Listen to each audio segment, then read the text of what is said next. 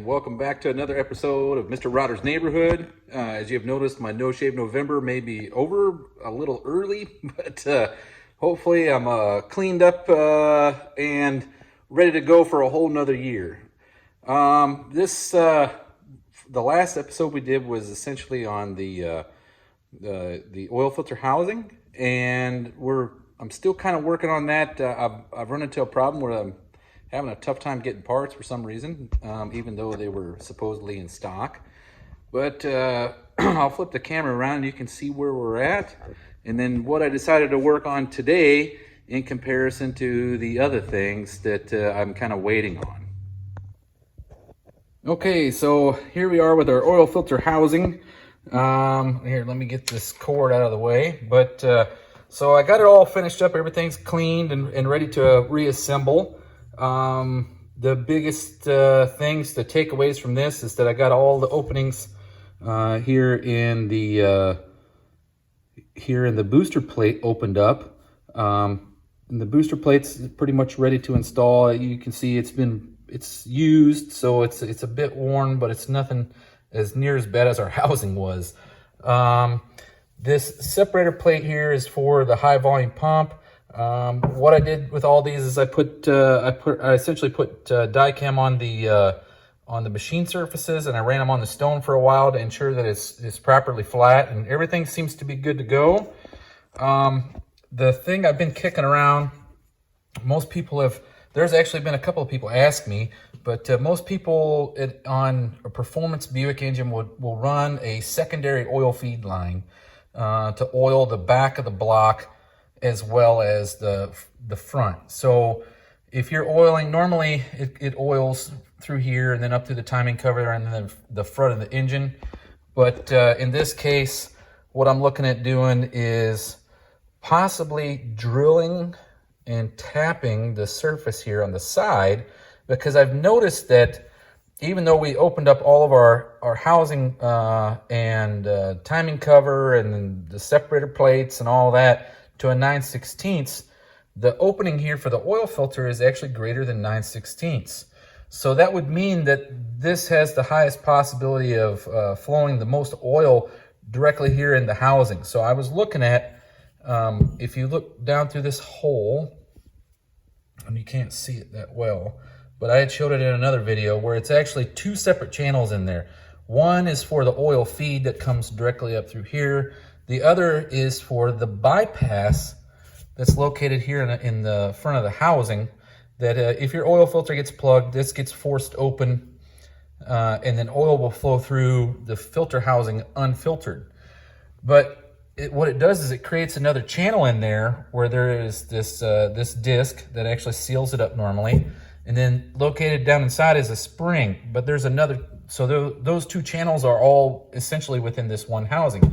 Well, if you look where this is cast, you have the one channel here, which is your spring, which contains your spring, and the other channel here, which is your oil being fed to the engine. So I was considering drilling a hole right here, and then thread in using an 1/8" pipe tap. You just do an 1/8" 27 pipe tap, and drill in here, open it up with the pipe tap, and then put myself some pipe fittings in there and run a line all the way to the back of the engine. I was really considering doing that. What I'd like to do is I wanted to make it look nostalgic, because this is going in a 63 Special, which is a tribute super stock car. They never really made a Buick Special that was a super stock car, but I wanted it to look as period correct as I could. And I figured if I did a pipe tap here, and then I used some annealed copper tubing, I could polish the annealed copper tubing and take it over the top of the engine and make it look like something that would have been from 1963 or so. Okay, so here's the other stuff. There's the cylinder heads. I'm still waiting on, I surprisingly got springs within a day. I'm still waiting on the retainers and a few more odds and end pieces to finish the cylinder head up so that we can verify our rocker assembly.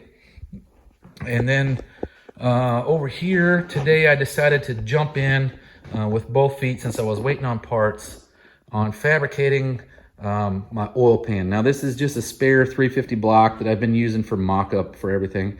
And what I did was I took the time to cut some pieces up. You may have already seen this in the background before. I've been working on it for quite some time now.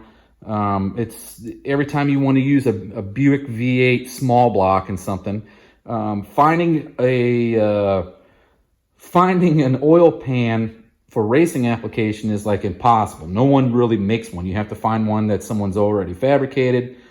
But in this case, I just took the time to fabricate one myself, which is as simple as, since this is a rear steer car, I had to use a 300 oil pan, which is, they're all rear steer capable, because that's what came in a 64 LeSabre, if you had a 300. So the pan is kicked in more here in the rear than a regular Buick small block pan, and that gives you the clearance that you need for rear steer.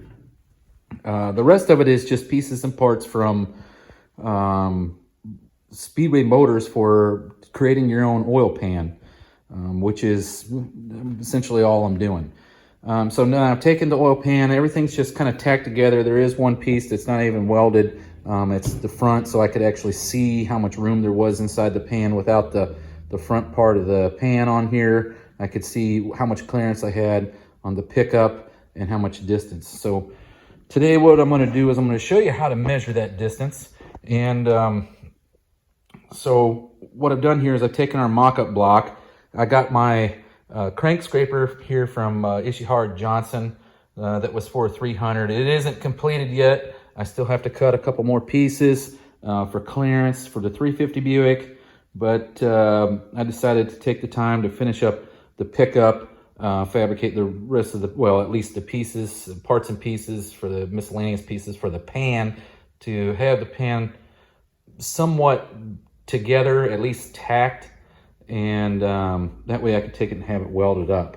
Like I said, I'm not a metal fabricator, so this is one of the things that I found it goes miles if you just kind of tack everything together and then have a professional welder weld it up so it doesn't leak oil.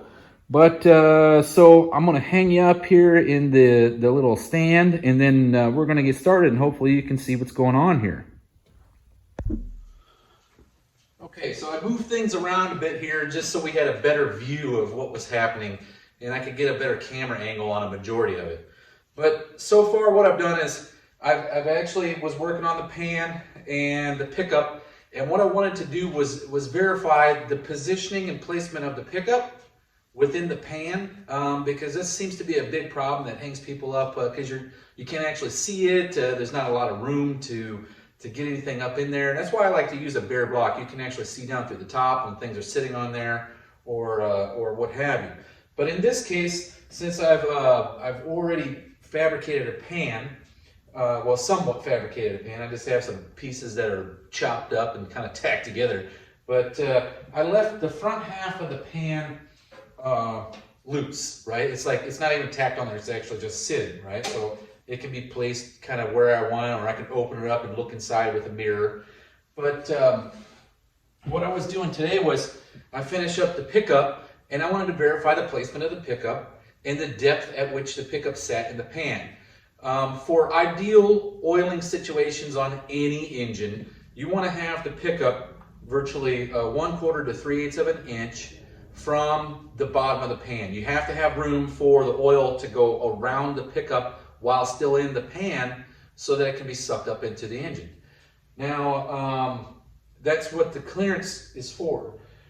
What I found is it's really hard to determine the depth and everything based with a mirror or trying to look down at it. You never have the opportune angle to do this. So what I did was something as simple as this. Checking piston to valve clearance for a regular home builder guy or gal, as it may be. People have used like Play-Doh or clay over the years. I am a firm believer in Play-Doh. You can just go down to the local Dollar General or whatever and pick some up for like less than $1 or $2. But what I decided was I think it's best if I was going to measure how much clearance I actually had with some type of tool, and I started thinking, all right, well, the Play-Doh would definitely work, but then you start looking at the pickup, and the pickup is a big screen. So what I did is I put some tape over the pickup so it can't force the Play-Doh down through the screen, and you get an inaccurate reading, or you get a whole bunch of crap stuck down in your pickup. So what we're going to do is we're going to measure this. Now, earlier I tried measuring it, and I had a new gasket I was going to run from Molly, which I thought, oh, hey, man, these things were on clearance. I'll buy a couple of them, they'll be pretty good. And then when I got them in, I'm like, wow, these gaskets are awfully thick compared to a Felpro gasket, which is good if you're wanting it to seal well for a stock application. My measurements were all based off of a Felpro gasket, which I had just measured. And I don't even really have a Felpro gasket. All I had was the replacement timing cover pieces for the Felpro gasket. And so when I placed this gasket on here with the Ishihara Johnson scraper, I came up with a little bit over 3/8 of an inch. And I'm like, oh wow, well, I need to figure out how to lose some room. And then I remembered that I based it all off of the Felpro dimensions. So that's probably where my measurements went. But I'm going to show you how to measure it. Easy as a home builder. Okay, so you get your Play-Doh out here. I got orange type. I don't know if you can see that very well. But all I'm going to do is form it into some type of wall. Because I found if you put it here in the center, the screen is actually indented, right? So it gives you a very inaccurate reading. What you want it somewhere as a rigid spot. And the only rigid spot on the pickup really is the edges, all right, the perimeter of it. So I'm just going to form it into some type of small wall like so. And I'm going to place it on the back here on the rear perimeter of it. And that's for two reasons. One, it's going to give me my depth. But two, it's also going to show me the exact distance that my pan sits in the back, right? Because what's going to happen is if I put my pan on here and smush this down, this Play-Doh is going to likely adhere to the pan. And it'll give you an idea of where your pan or your pump's pickup sits in relation to the pan as it's on here. Now what I did do is I put there's two studs in the block to properly position this immediately as I'm putting it down. So that way it can't be off a little bit as I press it down. Otherwise that Play-Doh will be in the wrong spot. But in this case, it's going to be exactly the right spot because I'm going to have to put it on these studs, which are 2 inches long, before it even gets to the pickup. All right, so all right. Now, pull that dude off. There's your Play-Doh. Play-Doh stuck to the bottom, okay? And you can see on here that the Play-Doh itself, I've already marked it. You can see where it's actually at. But that's where the pickup sits. And then what we do is you pull this off. All right. And the smush distance here is how much distance you have between your pump pickup and the bottom of the oil pan. So you get your handy dandy caliper here from Harbor Freight, and what you do is you try to best gauge it without smushing it down. So we come up with 0.366. So 0.366 is just a smidge less than 0.375, which is 3/8 of an inch. Okay, so that would mean that we're pretty much ideal in our pump placement, or in our placement and our depth, right? So that's my quick rundown of where we stand at today. I haven't got any new parts in, so we haven't jumped back on the cylinder heads to install the rocker arm assemblies or anything yet. I still need to assemble the pump, but I'm trying to figure out where, if anywhere, to put that that fitting in there.